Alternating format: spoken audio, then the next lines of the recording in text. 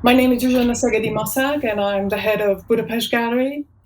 And as part of the city's initiative to create a memorial to the victims of rape during war times, my colleagues and I are conducting interviews with scholars and artists who are experts in the field. It is my privilege today to interview Professor James E. Young. James E. Young is Distinguished Professor Emeritus of English and Judaic and Near Eastern Studies at the University of Massachusetts Amherst, and is also the founding director of their Institute for Holocaust, Genocide, and Memory Studies. Professor Young is the author of numerous books, including Writing and Rewriting the Holocaust, The Texture of Memory, At Memory's Edge, After Images of the Holocaust in Contemporary Art and Architecture, and The Stages of Memory, Reflections on Memorial Art, Loss, and the Spaces Between. Thank you so much for accepting our invitation. I should probably note that this interview is taking place at a time when not all aspects of the project for the memorial to victims of rape during wartime have been clearly defined. In fact, one of our objectives is to explore and learn from earlier similar processes. Professor Young, you have written widely on public art and memorials, and you have also served on several juries for prospective monuments. Which of these instances, as a juror, do you regard as particularly important? Which of your jury experiences do you think of as successful, and which, if any, left you with a feeling of disappointment? I think all the ones that resulted in memorials, which succeed at all kinds of different varying levels, I'm very happy with. The 9/11 memorial competition was gigantic. It was very, very well planned, meticulously planned, and but there was a huge backing for it at the city level, the government levels, and they had just excellent management going on. They asked 13 jurors, including civic figures, museum directors, from all different walks of life. It was a jury with fantastic chemistry. Everybody in the jury had lived in New York City. We all felt this kind of happened to us. So it was a strange way of commemorating the violence that we felt was somehow perpetrated on us as New Yorkers in this way. And it was also very well defined. The mandates were quite clear. It had taken months and months of work to draw up exactly for whom the memorial would be for, what would be commemorated, toward what end, and that we would make it as truly a place for all to come and grieve, understanding that it would have to be a place which would accommodate everybody from all kinds of countries, in that we know that nationals from 90 different countries were killed on that day, September 11th, 2001. So it was truly had to be an international memorial as well. All of these victims need to be remembered in their own traditions. So it was a very tall task, but we had guarantees that we would be allowed to take all the time we needed, and that we would also be allowed to fail.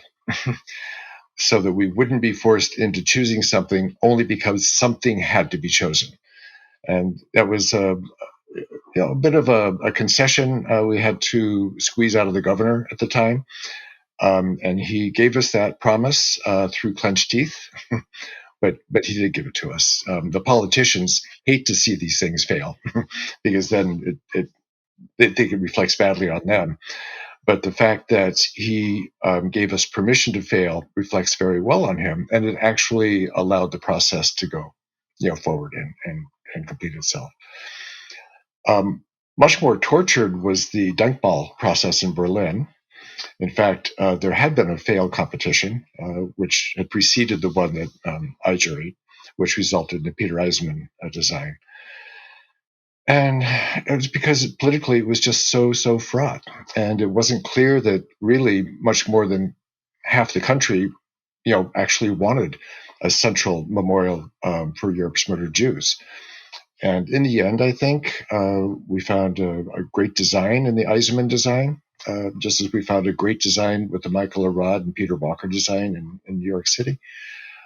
But we knew from the outset that maybe half the German population would end up visiting that memorial, and the other half would not visit that memorial.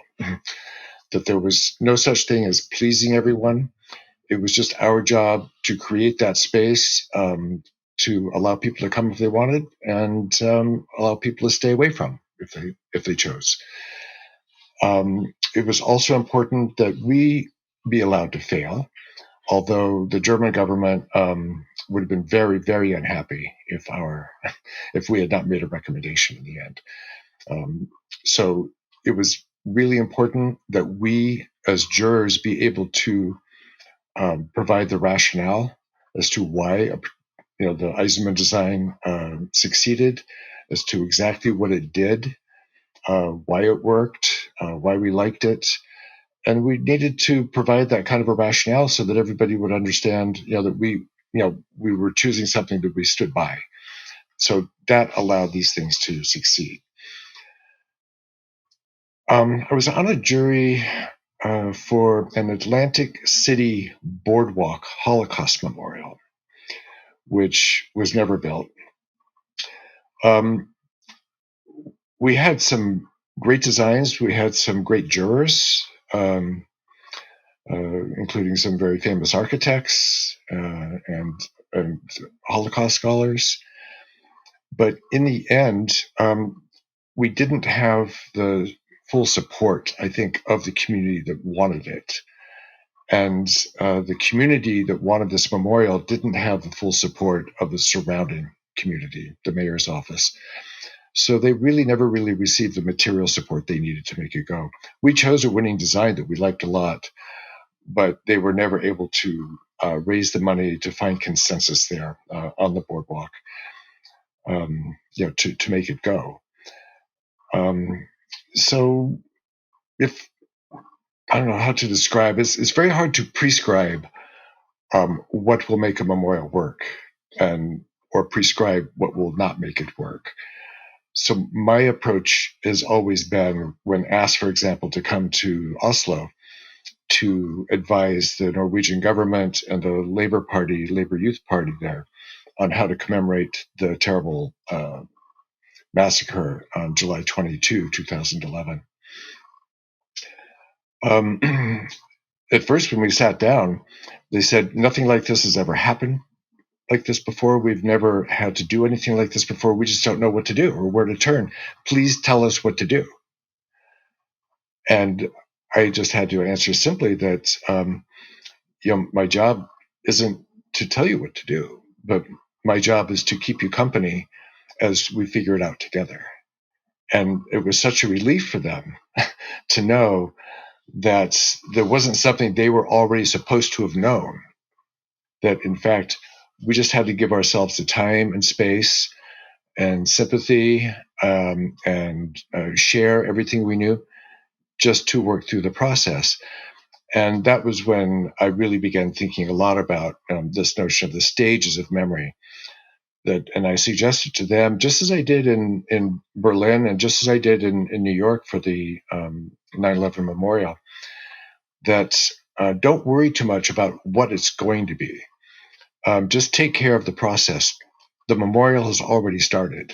Our discussions, the public events surrounding it, the debates as to whether or not such a memorial should exist, all of that is part of the memorial. So we just need to enlarge the very idea of the memorial to include how it comes into being, to include how we make it, to include its reception, and possibly to include its possible obsolescence or even destruction over time.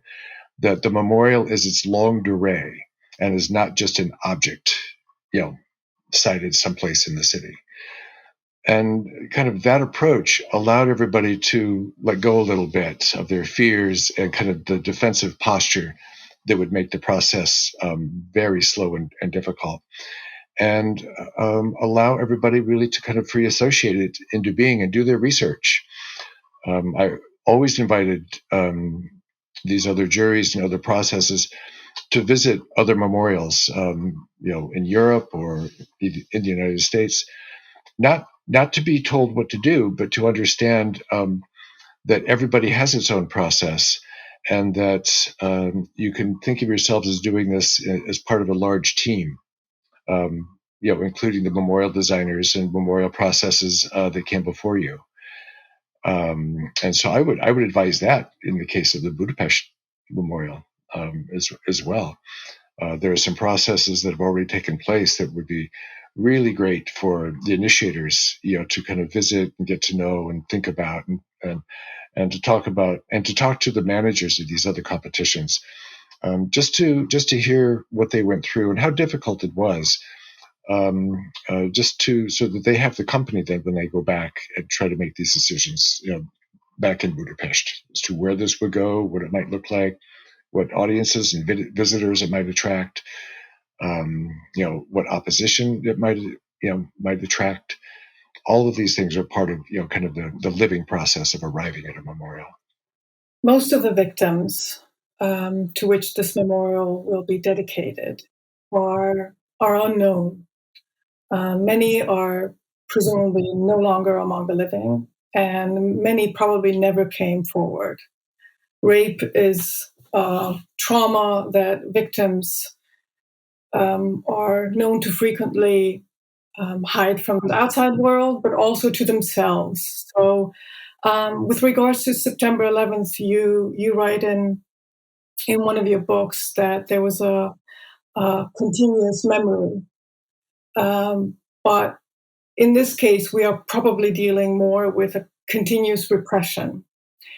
Do you think that this distance will make it more difficult, or perhaps make it easier to create a memorial? I think it's going to make it very complicated.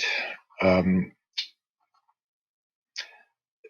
memorial is dedicated to the victims, but dedicated to victims who would probably have been working very hard to get past their trauma and get past the memory, or work through the memory, and to leave that memory behind so that they're not disabled by it. Which means that then we would turn the memorial attention to the visitors who come, and understand that this site may be built not for the victims, even though it's dedicated to the victims, but is built for those who need to know that this too happened during war, and that it's actually very much a gendered experience. Women's experiences during war and the experiences of rape. I know during the Holocaust, there was a lot of it was taboo memory for a long, long time. And the study of gendered experiences during the Holocaust is really kind of now pulled that curtain back. And we understand, for example, that not only were women and children killed first, singled out and killed before the men, but for the Nazis, it was more important to kill the biological source of the Jewish people, which would be women. The men would eventually work themselves to death, but the women were the source or the fount of regeneration. And so the Nazis explained very simply that that's why they had to be killed first, that was the only way that you actually execute a genocide. And with that in mind, we understand that the women's experiences actually epitomized the mechanics and logistics of genocide. And it became really, really important to make that clear. And I think in this case, the the mass rape of women during war and different occupations. I think probably in Budapest, you're going to want to be as specific as you can. It's true that most of the victims will remain unknown, but I think you're going to need some very specific examples so that when we're commemorating these women, we're commemorating both what they went through, how they recovered, and we need to know why we're commemorating them. Are we doing it just out of empathy's sake or sympathy's sake? Toward what ends in understanding the war experience better will we be remembering the women who went through these traumas and these crimes, war crimes? Is it a way just to complete the total composite picture of the war, or is it a way to create a lens through which the whole war is understood, as as kind of a total war, and the destruction of the sexual assault somehow is an ultimate means of violence and oppression and a way of murder, in overwhelming a population, a civilian population. And all of these questions, I think, just need to be articulated and laid out as clearly as possible. I did go back and think a little bit about what it means to remember all the victims of rape during all wars. And I think that might be almost too tall of an order. I mean, it's by remembering all of them, I worry that no specific cases will be remembered. And I think you need specific cases through which you can understand the whole. I don't think you can understand the whole as a gigantic forest. I think you really need case studies so we know exactly whom we're remembering and why we're remembering, and how do particular women's experiences come to stand for all of women's experiences, or come to stand for all of the civilians' experiences, under occupation, where rape becomes not just the terrible physical violence, but becomes somehow a metaphor or a symbol for oppression. Because the moment we create an icon, it will become symbolic. And so, to what extent do we ever allow rape or want rape to be only symbolic of anything, when we need to remember the particulars of the crime and what makes it a crime and what the consequences are for the victims of such a crime? Right now, there's a lot of research and a lot of collecting that's going on, especially by the Budapest City Archives. There's a lot of oral history and ego documents that are being collected. But I want to go back to a more broader view of this subject and its incredible sensitivity, especially right now, in light of globally perceptible opposition to gender equality. You have written about the fear or the worry that there's a potential of redemption in some of these memorials or monuments. And in light of this, I want to ask you if you think that this memorial site would be a subject for something like that. Some people, I think, will see almost any memorial in a redemptory way, especially national memorials.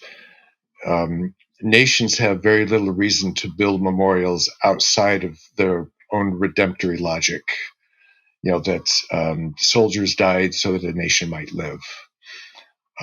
We remember in order to honor the dead and to understand what makes us now whole or a great country. So it's become very easy to remember our martyrdoms, our victories. But in but German cases, every country has actually national crimes, I suppose, perpetrated in the national name, which they don't always want to remember. In America's case, it's our founding original sin, slavery, and there was never a place for the memory of slavery in the national memorial heritage in this country until very, very recently.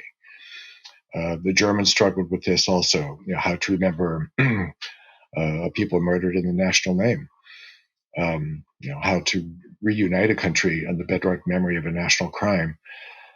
And when answering that question, artists and architects wanted to make sure that when remembering something like this, that we don't compensate such loss with the memorial, that the memorial isn't fixing anything.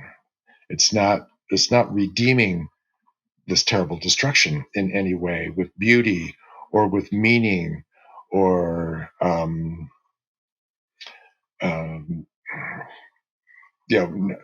of national valor or anything like that. But sometimes a crime needs to be remembered in the terms of the voids and destruction it left behind, without a feel-good end to it. In the end, and that's hard for nations to do. In this case, a memorial, to the memory of women raped in wars, might bring some measure of comfort to some of the victims who felt perhaps that they were never part of the national equation, and that now the memory of their experiences is being recognized, and that's a bit of a redemption. So there's something built into the Memory Act which would redeem this just by making it present and pointing out something that these women went through that hadn't really been recognized before. So there's perhaps a bit of a redemptory logic built into the process that you can't avoid. But I doubt if any of the victims would want to see that this memorial would somehow suggest that anything good ever came of these rapes or anything good comes of the memory. It's quite likely that the women victims themselves, many will have a hard time going to such a memorial. This is kind of like the New Yorkers in downtown New York. Very few visit the memorial down there. Some even told me that, so James, now if you could, if your jury could design a place where we could go forget, we would go there. But we don't need to be reminded what happened down here. We're trying to forget it. We're trying to live through it. We're trying to get through it and put it behind us. So that, that just raises the question, it's not really for them. It's for other people who come for their own reasons. And it's probably a good idea to know what these reasons might be, as you set out to, design such a memorial and define exactly who it is and who it's for. It's very different to dedicate it to the victims of rape and to build a memorial for them. To visit. I think those are two different and very distinct jobs. Much as this memorial will not be tied to a specific event or time, it also won't be tied to a specific location. Knowing the subject matter, do you think there's an ideal or a good spot that would work for such a memorial site? I'm thinking, a downtown area or maybe a park. What would you suggest? I mean, I know Budapest has all kinds of parks and some memorial parks, 19th century statuary, 20th century memorials, monuments, the Empty Shoes Memorial along the river. Wherever it's located, it needs to be in conversation with the rest of what you might regard as national memory, or at least civic memory, municipal memory, in Budapest. It can't ignore its surroundings, and it needs to take into account, there does need to be a rationale or a logic behind citing it in any particular place. So we put it here, so we put it in front of the town hall, so that there's a constant reminder of that there's part of the civic infrastructure now includes this memory of the injustice of rape during the war. So it might be in relationship to a courthouse, even. Just again, a reminder that this is perhaps memory in search of justice, and ask what that means exactly. If it's located in some far off, even beautiful, park outside the city, that suggests that it's something that should still be maybe a little bit hidden and tucked away, as if there were still shame somehow attached to it. So, I mean, all those things become meaningful, and those decisions can be made, very, very rationally, by a group. And I think, especially people who live there and have always lived there, who know it really well, who knows the significance of all these neighborhoods. What would it mean to build it in a traditionally, what might have been a Jewish neighborhood, or what might have been a Roma neighborhood, or are there neighborhoods now which are largely immigrant, or are there neighborhoods now which are largely former aristocracy? All of those things matter. And is there? I mean, maybe you can tell me, what would you regard as kind of the civic heart of Budapest? Like, where is there a civic heart where there are government courthouses, buildings, where commemorations are held to remember the war, for example? Or There are several areas, I think, of Budapest, where it depends if you look at, from the municipal or from the state um, viewpoint.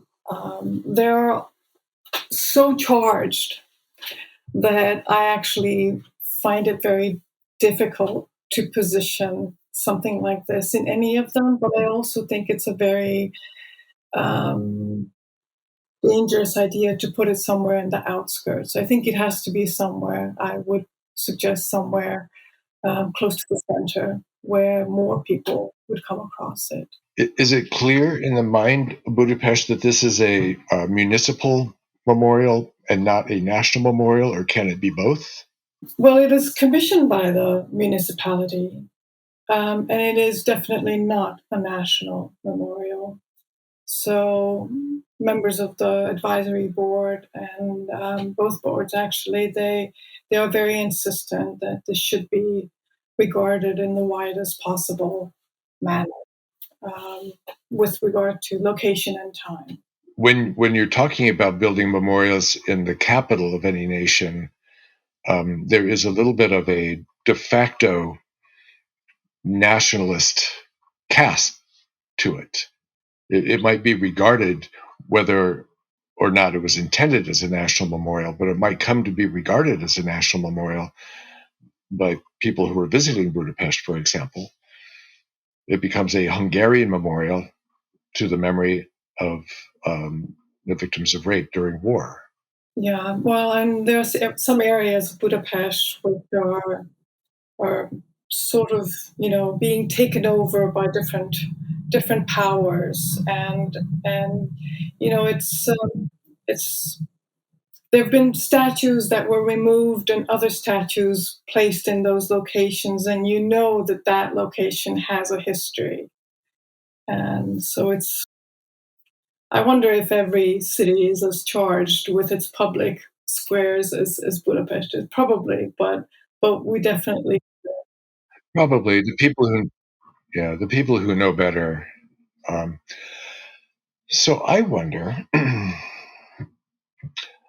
is there a square in Budapest where perhaps a well-known Hungarian feminist writer or parliamentarian may have lived?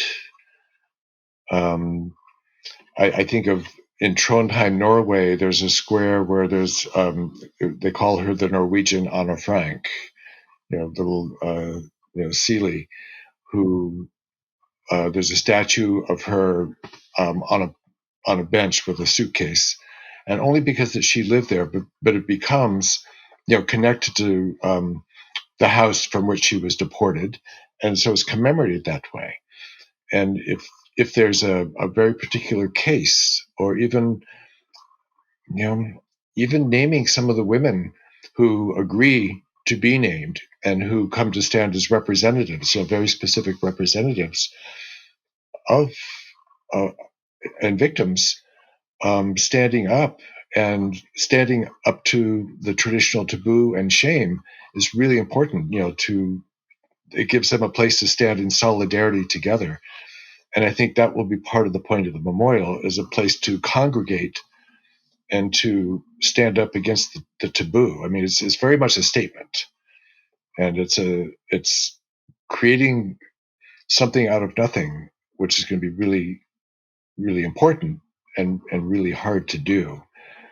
Do you see a square or a garden somewhere in the center of the city, which seems to be missing a locus or missing a center, something which is kind of a ready-made space waiting to become the congregating place for just something like this?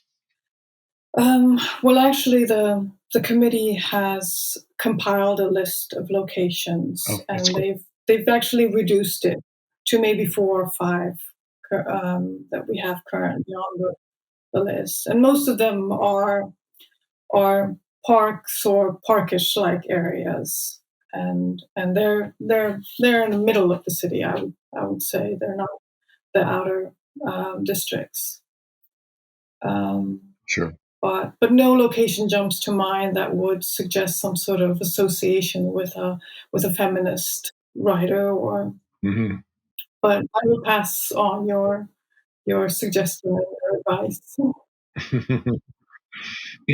Yeah, I mean, sometimes sites are just chosen because they're empty. The Dyke Mall was built in the former ministerial gardens because it was really a no man's land after 1989. There was nothing there, and it was available. It turns out to have been very close to Hitler's bunker and the Tiergarten. So it turned out to be a fantastic place for a central memorial like that. But the reasons don't always make complete sense, at the time. I mean, you're going to make it meaningful by putting something there, and then it will now be in conversation with other nearby memorials, and it becomes part of what I guess we might end up calling the memorial matrix. In Budapest, people might go from one to the other and be seeing. If there were several war memorials nearby, that would be context, that would work. And it also turns out to be a great counterpoint. I would even call it a counter monument to the traditional heroic war figure. Wars are often remembered just in the icon of the hero and the triumph, even the triumph of survival. Uh, eventually being liberated, and even being liberated from a formerly a kind of government in Hungary that you didn't want. So it's always about liberation, and again, it's got that built-in redemption. So this could be kind of a counterweight to it.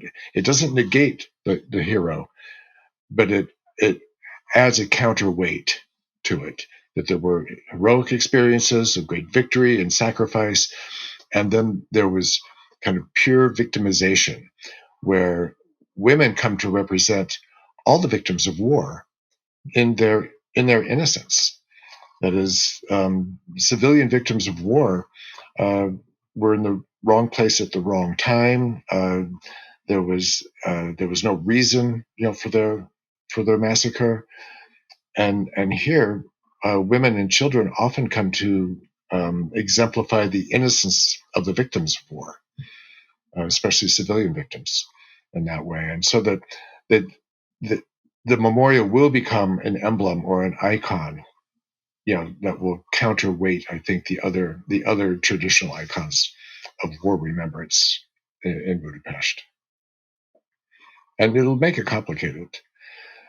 The most interesting story to which you might compare your process, I think, is in Pristina, in Kosovo.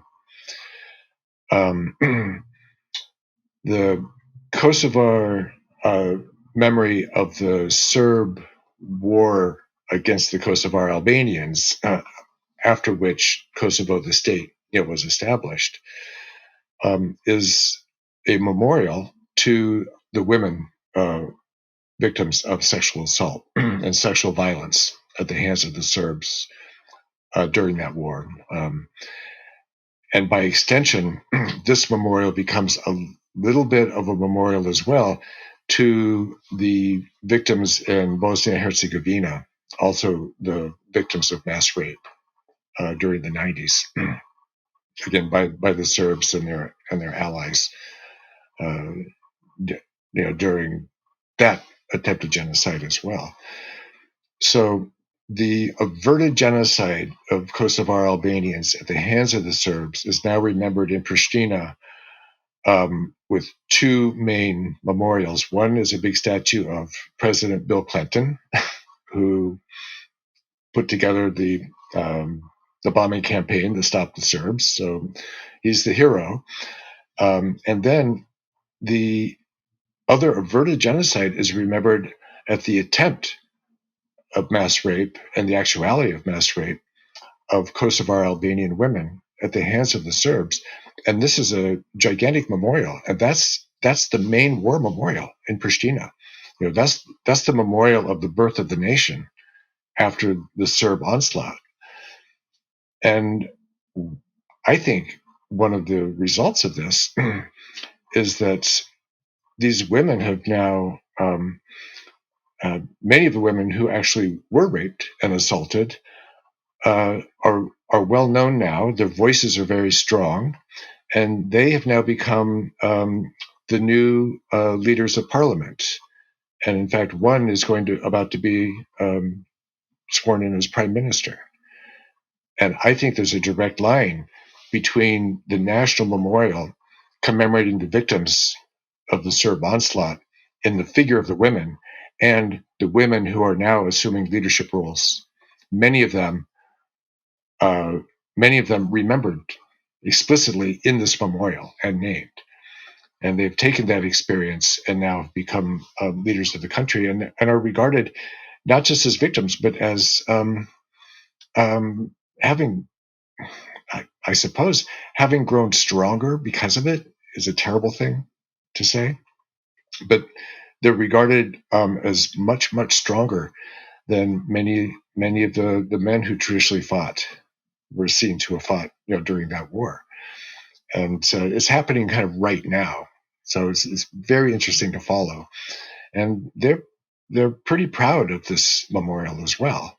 The men are proud of it as well, which is very complicated, because often to commemorate the mass rape of women is also to commemorate that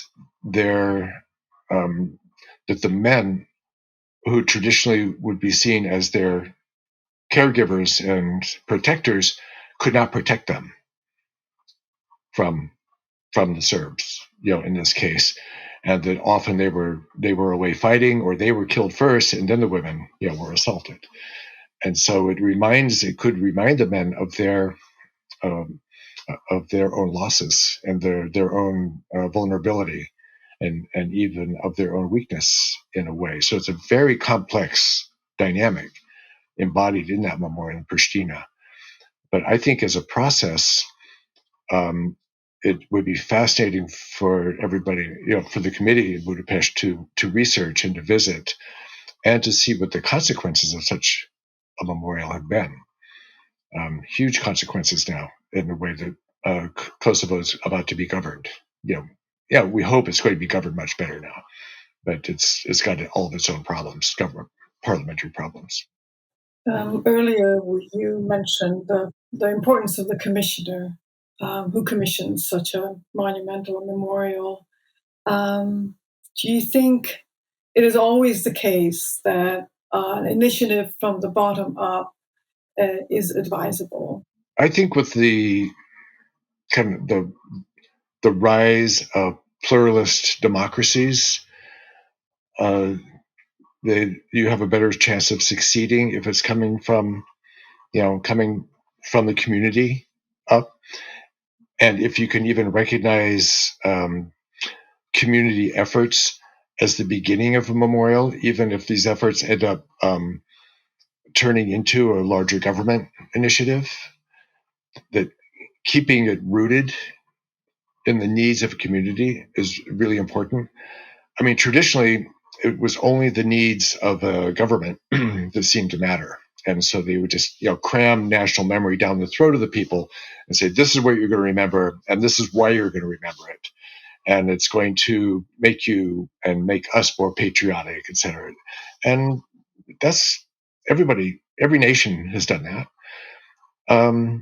But now we understand that kind of that monumental kind of the monumental authoritarianism is so unlikable and distasteful to the masses who want to be able to speak with their own voices, that it just doesn't work that way anymore, and that those memorials become obsolete very, very quickly. That the memorials that last are the ones that are kind of built from the bottom up, which isn't to say that experts should be ignored. And I know, we talked a little bit about that once. Juries, I think, should be composed of all different shapes and sizes. And the successful ones are successful because of chemistry and not just because of expertise in one place, one way or another. But you do want experienced jurors. And the most successful jurors are those who have perhaps sat on other juries and processes, who are very generous and open to all kinds of things, who don't go in with a very strict agenda that, yes, it's going to be figurative, or yes, it's going to be abstract, or it's going to be big, or it's going to be small, or it's going to be horizontal, or it's going to be vertical. You need people who really respect the open give and take and debate, and you want to be able to trust their eye, so that the art that ends up getting chosen is very much art of its time. We can't pretend it's the 19th century or even the 20th century. It's the 21st century. So our taste in art and our aesthetic is of a very particular time and place now, and that's really okay. We have a preoccupation with landscape art now. It's quite possible that this will be a preoccupation that underpins this kind of memorial. It might be a garden memorial. It might be something that needs to be nourished and taken care of and tended the way that memory is. I imagine it will be kind of a walking memorial, a place you walk into and out of, because that's also the preoccupation of contemporary artists, where the memorial is seen as a process and not a fixed, inanimate object. Something that you move into and move out of, and you take with you. It's opening that space in the landscape that opens the space within us. And that could come in all different forms. It probably won't be a Pietà. It probably won't be a Liberté figure, from the 19th or 18th or 19th century. But everybody will find a consensus around the thing that represents this time and place, this Budapest at a particular time and place, the aesthetic of the curators. You have your hand on the pulse of contemporary art there in Budapest, and I would just embrace it. And the processes can go all kinds of directions, where you end up inviting 20 artists, or you have a completely open competition, and everybody has to decide that for themselves. I used to believe very strongly, always, in having open blind competitions, that you get to see more that way, and then you get to show all these submissions, and that all the work that went into, say, 500 blind submissions is part of the memorial too. That only one memorial might be built, but it's built on the shoulders of all those other memorials, and that they might be taken into account and shown in a catalog, for example, as part of the process of getting there. But sometimes it's impractical, and it just might be in Budapest that you are going to, make a list of 18 artists and architects and teams that you love and well, and invite them all to submit something, and you will have to pay them all as well to take the time it takes. But arriving at that, really can be done systematically, and you'll know how things work best in Budapest. So going to the outside and asking for advice is good, but I think the community will know best, how to conduct, the process that will get them, where they want to go. I love the idea of showing as many of these designs as possible, in your museum, or in the garden itself. Getting public input. It's not that everybody needs to vote on it, but have it be an open discussion with lots of people writing about it in the papers, in journals. Letting the artists explain their work to everybody in a public setting. Really to make it about a public conversation, which would be great. And I really encourage that. It can be a little messy, but it's much, much better than kind of doing it behind closed doors and then suddenly surprising everybody with your, with the result. So, make it kind of process oriented, and it'll succeed. Even if you end up not finding something, you will actually have already built this wonderful base, and the memorial will actually have already begun, whether or not you end up with one final design, in the very first round. It might take a couple rounds. It might take a couple competitions. That's okay too. Yes. I mean, I think the base is already good. Yeah. No, it's an amazing project, and it's really one of a kind. You're trying to do something that really nobody's really done before. So, what is the role of the jury? I mean, in this case, we will have an exhibition of probably selected proposals. So, it will definitely have maybe 2 rounds.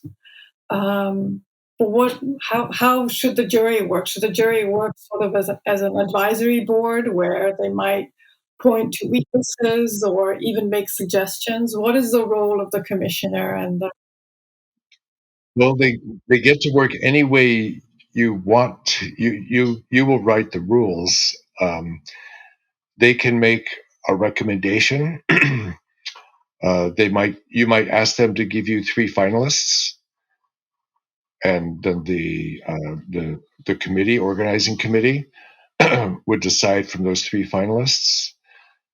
You would certainly want the jury to be able to think and talk a lot about these, and maybe even make tweaks and recommendations for small changes.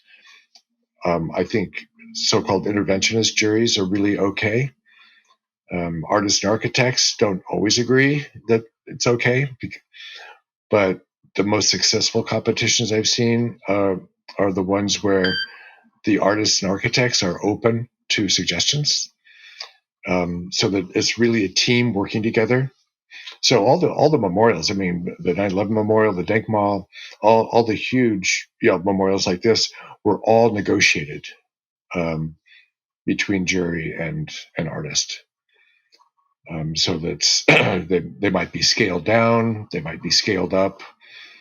Certain elements go, other elements are introduced, and so that's it's kind of a team building, effort. And when you get really authoritative jurors, artists love listening to them. I mean, it becomes a real conversation. So on the jury in New York, with Michael Van Valkenburg and Maya Lin, these are artists, architects whose words really matter to all the applicants and submissions.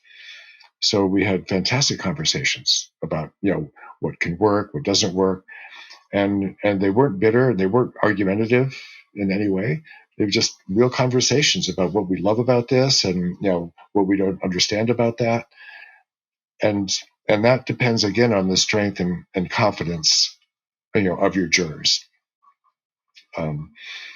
who should be well informed and should be as unimpeachable as possible, so that it's clear that they don't have political axes to grind, or that they're not representing a whole kind of art, but that they're really open to finding a design that speaks to the largest number of people and that can really accommodate not just the generation building the memorial, but all the generations to follow, as well. And that means people with patience and who really want the memorial to exist. I don't think there's a perfect composition. I don't know if it should be half men, half women, all women. I think there's that conversation.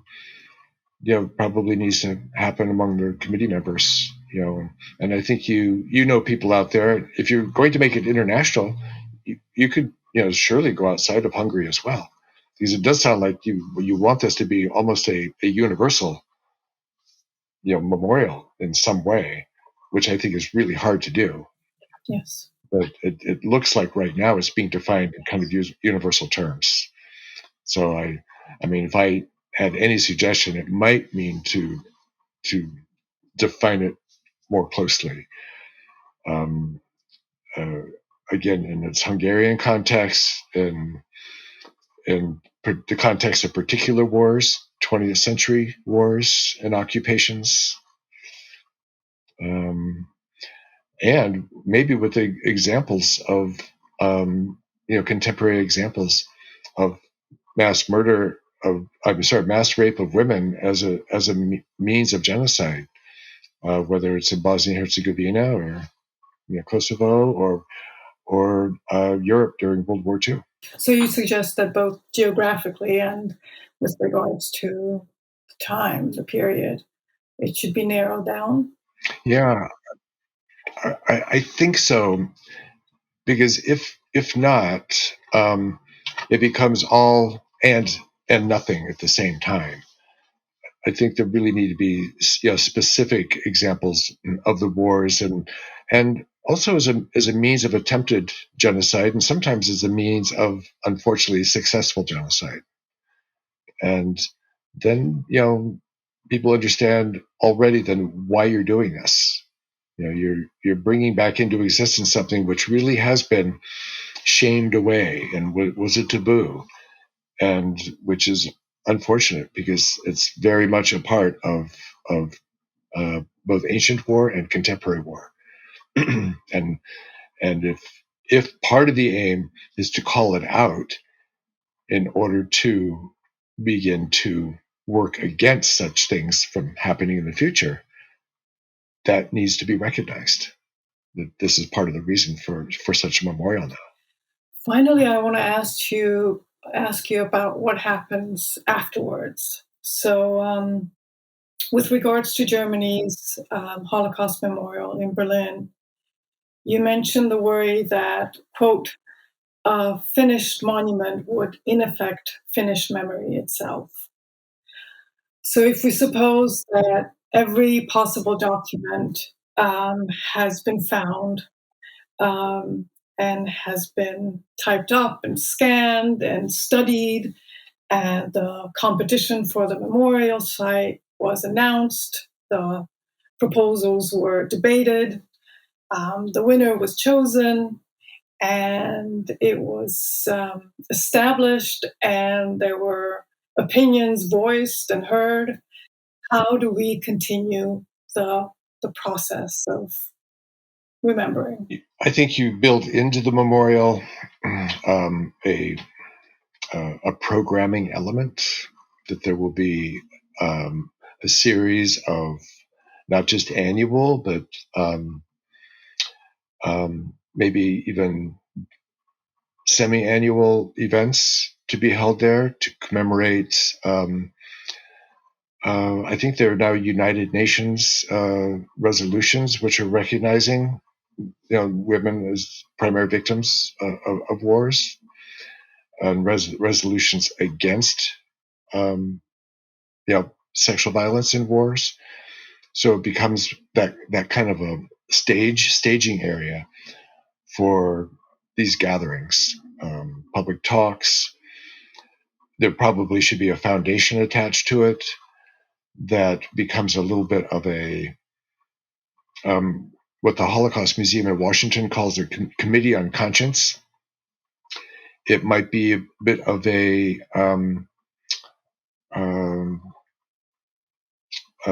kind of a warning station, calling out new crimes and calling attention to new mass crimes against women as part of political oppression or as part of war. For example, Yazidis at the hands of ISIS. 20,000 Yazidi women, taken, from their families and turned into, slaves and wives of ISIS, and now they're coming back. So it becomes a place where all of these very specific stories. It becomes the place where all of these specific stories can be told and remembered. And in that way, it really can open that space for congregating around it, even if it's virtual congregating, even if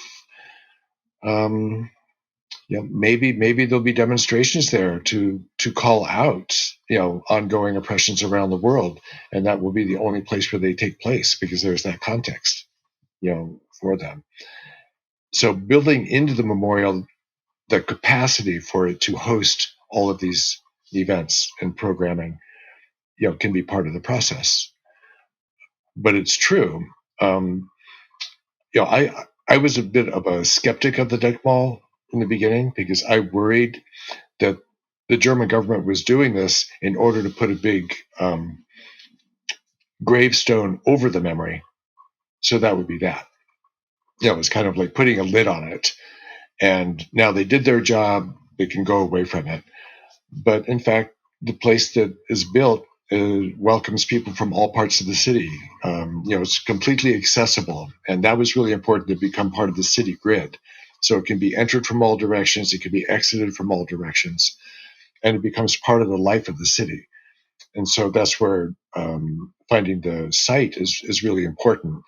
If you go outside, you find it in the outskirts of the city, it's kind of tucked away, as opposed to being part of the living, animated matrix of city life in Budapest. So you can help design that, and then the artists and architects will find that way. You can make this part of the mandate, actually. You can ask the artists and architects, to describe how design elements will encourage this kind of programming or this kind of reception and interaction with visitors. And that could be part of the memorial mandate, that these are the 10 things that we would like the memorial to be able to accomplish. And, it's up to you to find the design to make this happen. So that ends up going back to your own memorial mandate, which isn't a design mandate so much as a kind of a thesis of all the things that you would like that memorial to accomplish, and how you would like to see it live over time, into the future, and not become a place that people avoid, and people never go to, or that they visit once and they've done it so they don't have to do it again. They have to visit and they're changed inwardly by that experience, so it stays in them and draws them back, and continues to live, kind of an active life in the mind of the city. Maybe if once we have drawn up the announcement for the memorial site, for the call, which will be an open call, maybe I could ask you to look at it, to give it a glance. Oh, I would love to. Yeah. And again, I would free associate. I wouldn't probably try to change too much, but if I thought something was missing or something would be, could be added, I would love to see it. And again, work with you in just any way I can to help, the process. It takes a lot of sharing from a lot of people, to make it all go. And so I'm completely here for you and the process in any way you want. Professor Young, thank you so much for your ideas and suggestions. Your books are blueprints for us, and this conversation will be immensely helpful.